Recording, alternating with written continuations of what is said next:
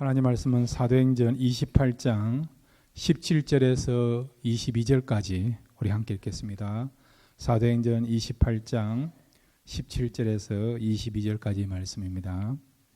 사흘 후에 바울이 유대인 중 높은 사람들을 청하여 그들이 모인 후에 이르러 여러분 형제들아, 내가 이스라엘 백성이나 우리 조상의 관습을 배척한 일이 없는데 예루살렘에서 로마인의 손에 제수로 내준 바 되었으니 로마인은 나를 신문하여 죽일 제목이 없으므로 석방하려 하였으나 유대인들이 반대하기로 내가 마지 못하여 가이사에게 상소함이요 내 민족을 고발하려는 것이 아니니라.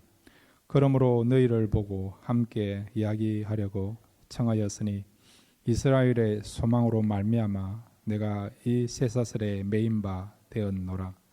그들이 이르되 우리가 유대에서 내게 대한 편지도 받은 일이 없고 또 형제 중 누가 와서 내게 대하여 좋지 못한 것을 전하든지 이야기한 일도 없느니라. 이에 우리가 너희의 사상이 어떠한가 듣고자 하니 이 파에 대하여는 어디서든지 반대를 받는 줄 알기 때문이라 하더라. 아멘.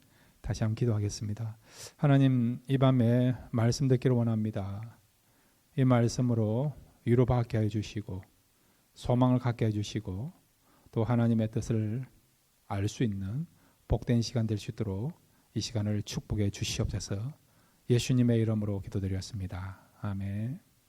할렐루야. 이 밤의 말씀을 통해서 하나님의 위로가 여러분에게 함께하기를 바랍니다. 지난 시간에 이어서 사도 바울이 우여곡절 끝에 로마에 입성하게 되었습니다.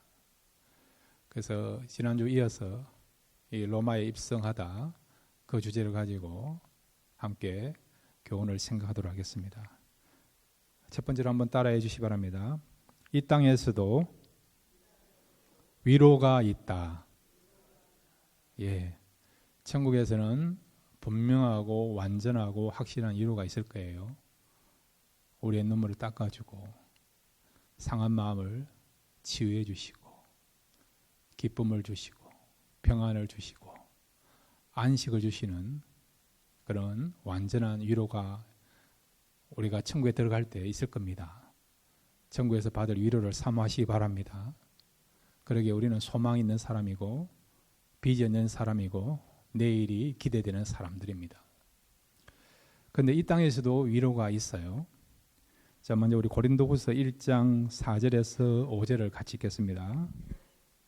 시작.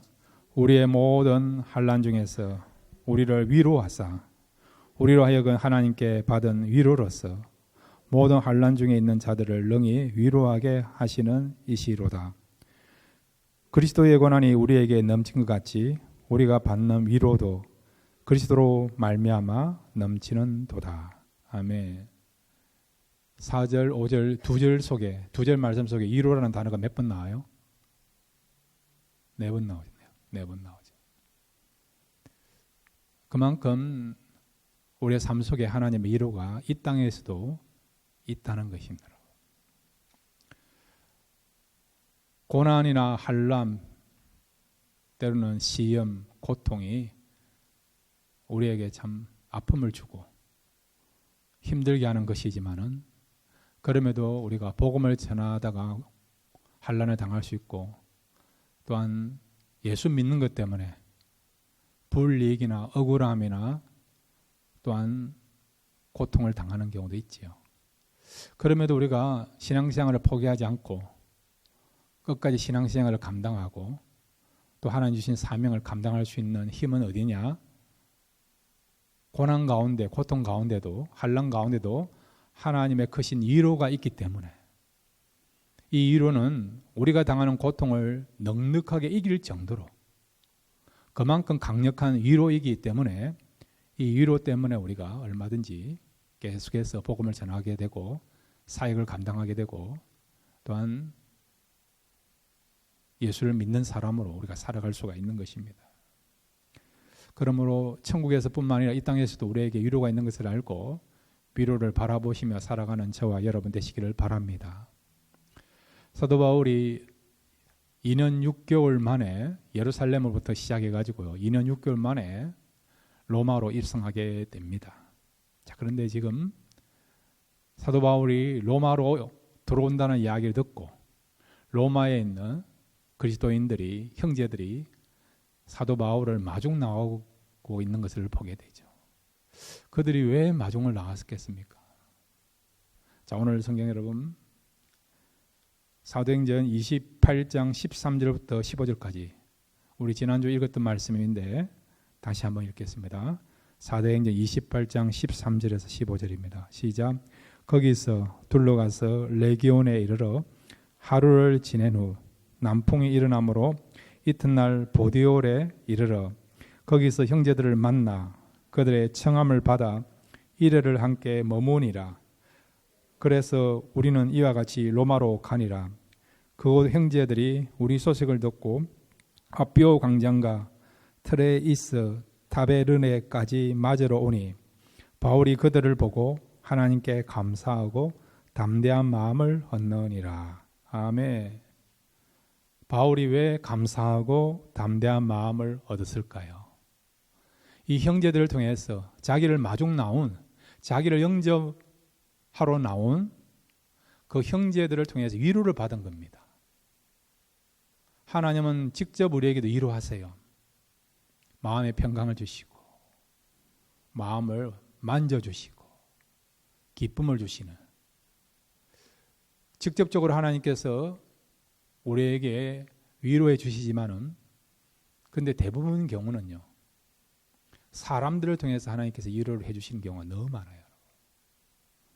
그러니까 지금 사도 바울이 로마로 입성한다는 이야기를 들었습니다. 자, 그런데 오늘 본문에 보면 거기 13절에 이 보디올에 이르렀는데, 보디올이 지난주 어디를 했습니까? 나폴리죠. 나폴리. 이탈리아 지도로 보면 그 중간에 있는 그런 아주 유명한 항구가 나폴리 아닙니까? 이 보디올에 이르렀더니 보디올에 있는 형제들이 마중을 나오게 되게 된 것이죠. 그래서 그곳에서 7일간 머물게 됩니다. 그리고 난 뒤로부터는 이제는 항해를 통해서, 배를 통해서 로마로 가는 것이 아니라 육로로서 도로를 이제 걸으면서 로마까지 들어가게 되죠. 이 보디올, 즉 나폴리에서 로마까지는 약 210km 정도 떨어져 있어요. 마일로 따지면 한 140마일 정도 떨어져 있습니다. 그래서 7일간 이 보디올에 머물러 있다가 형제들과 서로 만나서 교제 나누고 식사하고 성도 간의 아름다운 그런 어떤 만남을 갖고 난 뒤에 이제 로마로 들어가는데 육로로 들어가게 되죠. 그래서 이제 이 보디올에서 출발해가지고요, 어디로 갔는가 하니까 15절에 보면 아비오 광장까지 갔습니다. 아비오 광장. 이 아비오 광장은 여기 보디올에서 로마까지 가는데 중간쯤에 있는 그런 지역이 아비오 광장입니다. 로마에서 보면 70km 떨어져 있는, 그러니까 100마일이 채 안 되죠, 여러분. 로마에서 한 70km 정도 떨어진 그런 지역이 이 아비오 광장인데, 이 아비오 광장을 지날 때 또 로마에 있는 형제들이 찾아온 거예요. 마중 나오게 되게 된 것입니다. 그리고 아비오 광장을 거쳐서 이제 트레이스 타베느네로 올라갔는데, 이 트레이스 타베느네라는 말은 삼관, 그런 여관이라는 뜻을 갖고 있어요. 삼관 여관이 뭐냐면 세계의 여관이다. 세계, 그런 요즘 말하면 세계 호텔이다. 그런 어떤 뜻을 갖고 있는 지명이 트레이스 타베느네라는 곳입니다. 이 트레이스 타베느네라고 하는 이 삼관 여관은요, 로마에서 보면 50km 정도 떨어져 있습니다. 그러니까 아비오 광장에서 보면 20km 정도 떨어져 있는 그런 지역이에요. 여기에 이렇게 트레이스 타베느네 이곳을 지나는데 또 로마에 있는 형제들이 사도 바울 일행을 마중하러 나온 것이죠.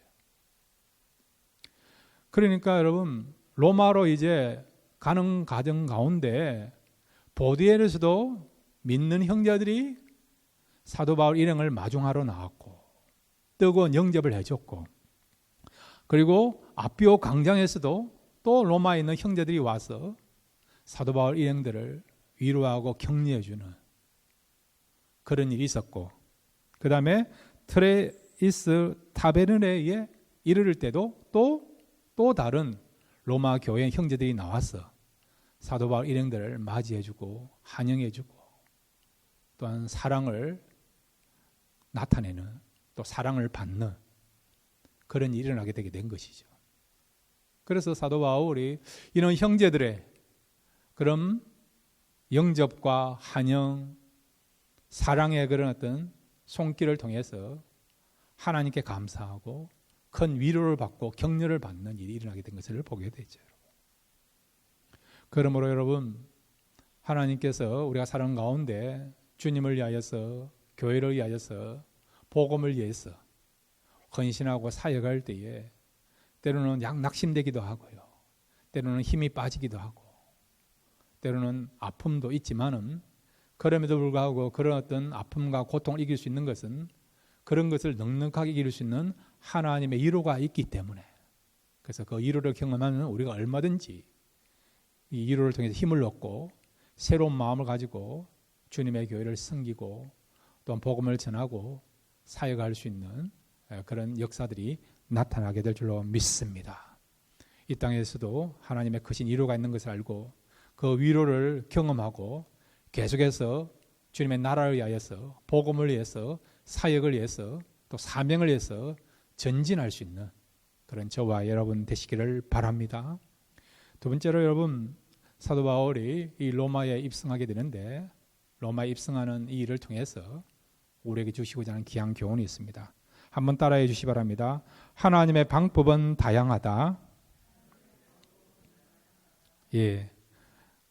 사도행전 28장 16절을 같이 읽겠습니다. 시작. 우리가 로마에 들어가니 바울에게는 자기를 지키는 한 군인과 함께 따로 있게 허락하더라. 아멘. 자, 사도 바울이 로마에 들어갔어요. 그런데 사도 바울이 로마에 들어갔는데 어디에서 살게 됩니까? 물론 여러분 사도행전 28장 마지막에 보면 셋집에 갔대요. 셋집에. 영어로 보면 렌트하우스라 돼요. 렌트하우스로. 그러니까 집을 빌려서 그곳에 거주하게 되었죠. 그렇지만은 사도 바울이 집을 빌려서 그곳에서 2년 동안, 이태란 말은 2년이거든요. 2년을 머물러 있었는데, 그런데 혼자 있은 것이 아니라 사도 바울을 감시하고 지키는 그런 사람이 있었어요. 군사가 있었습니다. 군인이 있었다는 거죠. 특별히 황제 시대에 소속되어 있는 그런 군인이, 로마 군인이 사도 바울을 지키고 있었던 것이죠. 그러니까 사도 바울은 비록 자유는 있지만은 그럼에도 불구하고 군인이 지키고 있기 때문에 감옥 생활을 하고 있는 그런 가운데 있습니다. 자, 사도 바울이 이것을 예상하고 로마에 올라고 했겠습니까? 내가 로마에 가면 자유롭게 보통 때 복음을 전한 것처럼 사역하는 것처럼 그렇게 활발하게 복음을 전하고 사람들을 만나고 말씀을 가르치고 그렇게 할 거라고 생각했는데, 그런데 그가 감옥에 갇혀 있을 거라고, 자기를 지키는 사람이 늘 옆에 있는 가운데서 로마에서 사역할 거라고 생각했겠습니까? 생각 못 했을 것이죠. 그런데 막상 사도 바울이 로마에 와보니까 어느 정도 자유는 허용되지만 완전한 자유가 아니에요. 자기를 지키는 사람이 있는 거죠. 늘 사도 바울 곁에서 함께 이렇게 생활하는, 또 자기를 감시하고 늘 자기의 모든 것들을 보면서, 그리고 또한 미결수로서 재판받을 때까지 함께 이렇게 지내야 될 사람이 있는 것을 발견하겠죠. 여러분, 자유가 없이 누가 나를 감시한다. 그렇다고 한다면 그게 얼마나 불편하겠습니까? 근데 사도 바울은 지금 로마에서 그런 생활을 해야 되는 그런 상황이었습니다. 이거는 사도 바울이 원한 것은 아니었죠. 그런데도 하나님은 사도 바울을 이런 길로 인도하셨다는 것입니다. 그 다음에 여러분, 사도 바울이 그 이스라엘에서 로마까지 오는 과정 속에서 얼마의 기간이 걸렸습니까? 배를 타고 로마까지 오는데 여러분, 얼마 만에 로마까지 도착했습니까? 거의 2년 6개월. 자, 로마 총독 간저에서 2년 있었고, 그러고 난 뒤에 이제 배를 타고 6개월 정도 항해를 해가지고 로마까지 오게 된 거예요. 그러니까 총독 간저에서 머문 기간까지 포함해서 사도 바울이 로마까지 오는데 2년 6개월이 걸린 거예요. 2년 6개월. 6개월가 이런 배를 타고 오는 데 있어서도 쉽지 않은 항해인 것을 알고 있지 않습니까? 한 달이면 올 수 있는 그 거리를 최소 6개월이 걸렸고요. 뿐만 아니라 총독 간저에 있는 그 감옥에서 머문 기간까지 합하면 로마까지 오는데 2년 6개월이 걸린 겁니다. 2년 6개월. 사도 바울이 이미 고린도에 있을 때에 내가 로마에 가기를 원한다라고 고백하였죠. 그 고백은 하나님이 주신 비전이었습니다. 비전이었어요. 그 비전을 붙잡고 예루살렘으로 올라간 거죠. 근데 사도 바울이 예루살렘 올라가 가지고 로마까지 가는데 얼마 걸렸다고요? 2년 6개월이 걸렸다는 거예요. 배를 타고 한 달이면 충분히 갈 수 있는 그런 여정이고 그런 거리임에도 불구하고 2년 6개월씩 걸렸다는 거예요. 사도 바울이 이렇게 많이 시간을 허비하면서 로마까지 가기를 원했을까요? 아니지 않습니까? 예루살렘 올라가 가지고 이제 로마로 갈 것이다. 그러면 최소 몇 개월 안에 가지 않을까? 이런 생각을 하면서 올라갔을 거예요, 여러분. 그런데 결국 사도 바울이 예루살렘으로 올라가 가지고 로마까지 도착하는데 얼마 걸렸다고요? 2년 6개월 걸렸다는 거예요. 자기가 상상도 할 수 없는 방법으로 길로 하나님이 사도 바울의 인생을 이끌어 가시고 하나님께서 경영하신 것을 보게 되죠. 우리의 삶도 마찬가지예요, 여러분.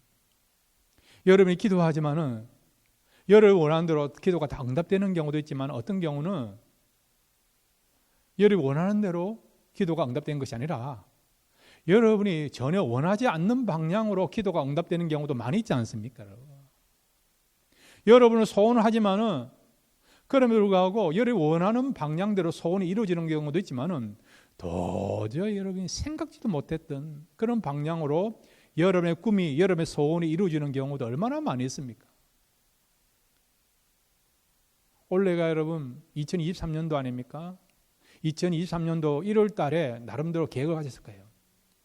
2023년도에 이런 기도 제목도 가지고 이런 소원도 가지고 나름대로 아마 소원도 가지면서 이루어지기를 바라면서 기도했을 것입니다.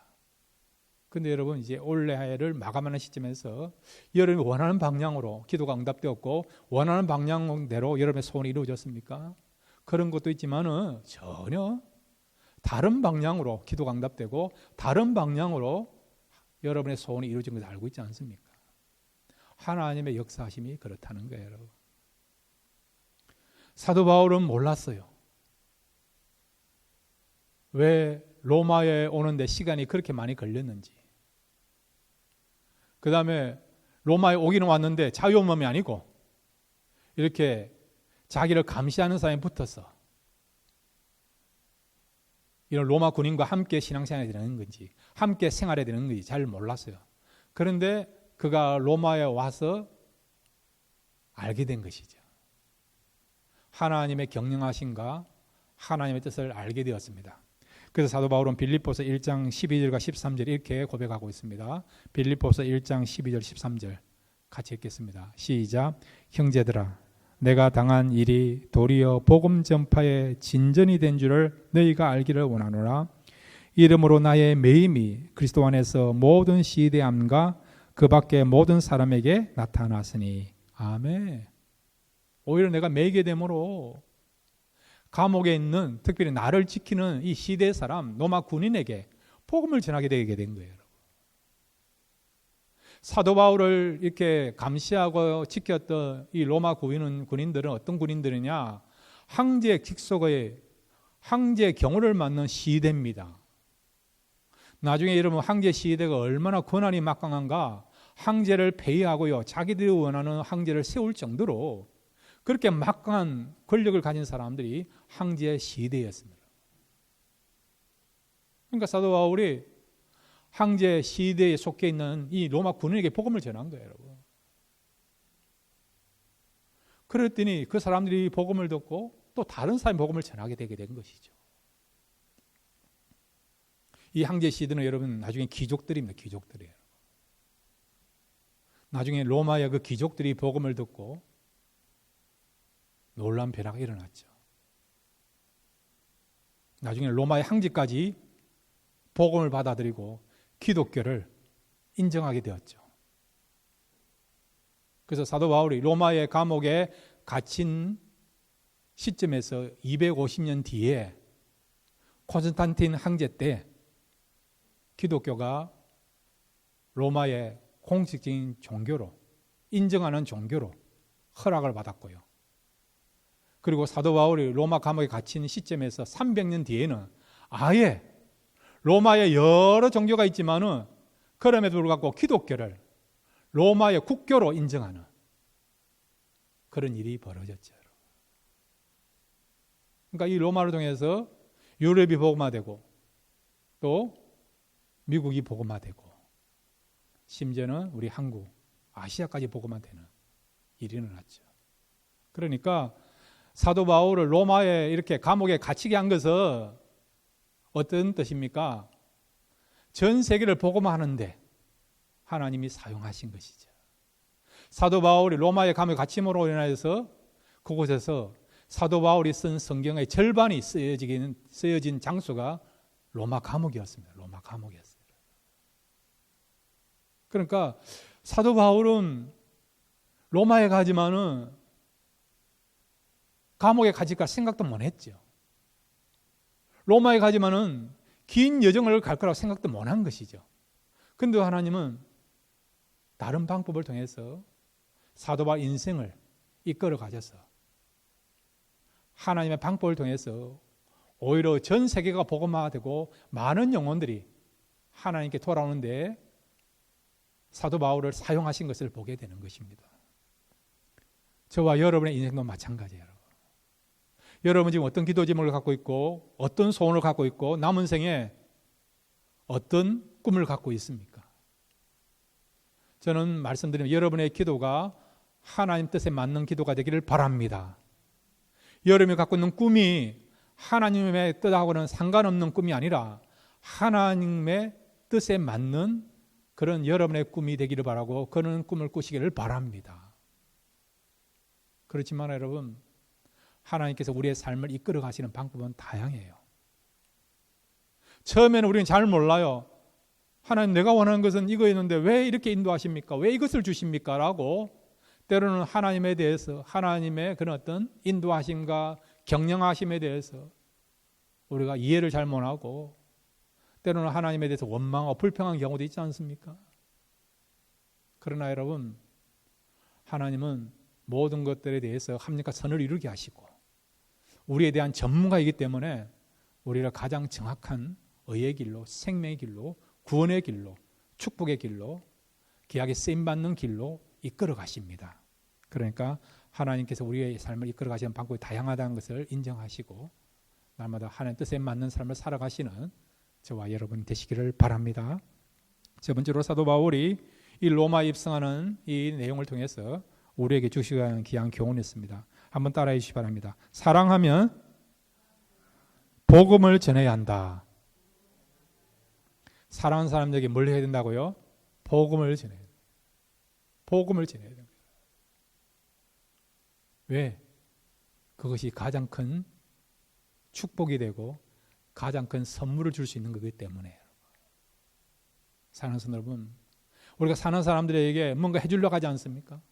특히 가족원들에게 무언가를 해주려고 하지 않습니까? 선물을 주려고 하고 무언가를 베풀려고 하지 않습니까? 그러면 우리가 사랑하는 사람에게, 특히 가족원들에게 줄 수 있는 최고의 선물은 뭐라고요? 복음을 전해서 그들이 구원받게 하는 것입니다. 자, 오늘 우리가 읽었던 성경 사도행전 28장 17절, 사도 바울이 로마에 가서 제일 먼저 하는 일이 뭔지 한번 볼까요? 사도행전 28장 17절입니다. 시작. 사울이에 바울이 유대인 중 높은 사람들을 청하여 그들이 모인 후에 이르되 여러분 형제들아, 내가 이스라엘 백성이나 우리 조상의 관습을 배척한 일이 없는데 예루살렘에서 로마인의 손에 제수를 내준 바 되었으니. 아멘. 사도 바울이 로마에 도착한 지 사흘 만에 무슨 일을 하셨습니까? 유대인들을 초청해요. 유대인들 가운데서 제일 높은 사람. 그래서 로마에서 나름대로 자리 잡고 있는 유대인들 가운데 저명인사들, 영향력이 있는 지도급에 해당되는 그런 사람들을 불러 모은 거죠. 그들을 왜 불러 모았습니까? 그 이유는 뭡니까? 복음을 전하기 위해 그렇게 한 거죠. 사도 바울이 여러분 복음 전할 때에, 선교할 때에 제일 먼저 어떤 지역 가서 복음 전할 때에 제일 먼저 복음 전하기를 원한 장소가 됩니까? 어디 가서 복음을 전했습니까? 해당이었죠. 왜? 유대인들에게 복음을 전하기 위하여 해당을 찾아갔죠. 그런데 한번 생각해 보세요. 사도 바울은 이렇게 유대인들을 사랑했습니다. 그들에게 복음을 전했습니다. 왜 복음을 전했습니까? 사랑하는 사람에게 줄 수 있는 최고의 선물이 복음을 전하는 것이고 복음을 통해서 구원을 받는 거니까. 그것이 사랑하는 사람에게 줄 수 있는 최고의 선물인 것을 아니까, 가장 가치 있는 선물인 것을 아니까, 그래서 복음을 전하려고 하고 구원받도록 하게 하여 최선을 다한 것이죠. 이렇게 사도 바울은 유대인들을 사랑했습니다. 같은 동족을 사랑했습니다. 그러면 같은 동족인 유대인들은 사도 바울의 마음을 알고 사도 바울의 복음을 잘 받아들였고 사도 바울이 사역을 할 때 잘 협조했습니까? 아니지 않습니까? 사도 바울이 30년간 사역하는 데 있어서 제일 사도 바울을 배척하고 미워하고 힘들게 했던 사람들이 누구죠? 유대인이라면 유대인, 여러분. 돌을 던지지를 않나, 여러분. 말로서 험악한 말을 하지 않느냐, 폭력 행사를 하지 않나. 나중에 어떻게 합니까? 40명의 결사대가 조직되어가지고 우리가 사도 바울을 죽이기 전에는 먹지도 않고 자지도 않겠다. 그렇게 사도 바울을 죽이려고 혈안이 되어서 힘들게 했던 사람들 유대인들 아닙니까, 여러분? 여러분 같으면 유대인들 가망 없다.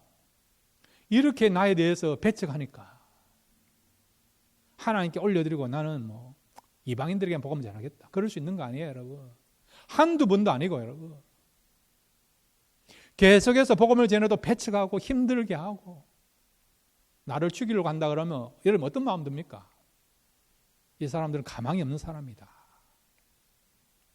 얼마든지 포기할 수 있는 거 아니에요, 여러분. 근데 사도 바울은 자기를 그렇게 힘들게 하고 자기를 공격하고 자기에 대해서 배척했던 그런 동족 유대인을 향하여 여전히 사랑하는 마음을 포기하지 않고 있는 것을 보게 되죠. 그래서 어떻게 합니까? 로마에 와서도 사흘 후에 제일 먼저 초청한 사람들이 누구예요? 유대인들이죠. 유대인들이죠. 왜? 여전히 유대인들을 사랑하기 때문에. 그 사랑한 사람에게 줄 수 있는 최고의 선물이 복음을 전하는 것이고 복음을 통해서 구원받는 것 때문에. 그래서 사도 바울은 복음을 전하고 있는 것을 보게 됩니다.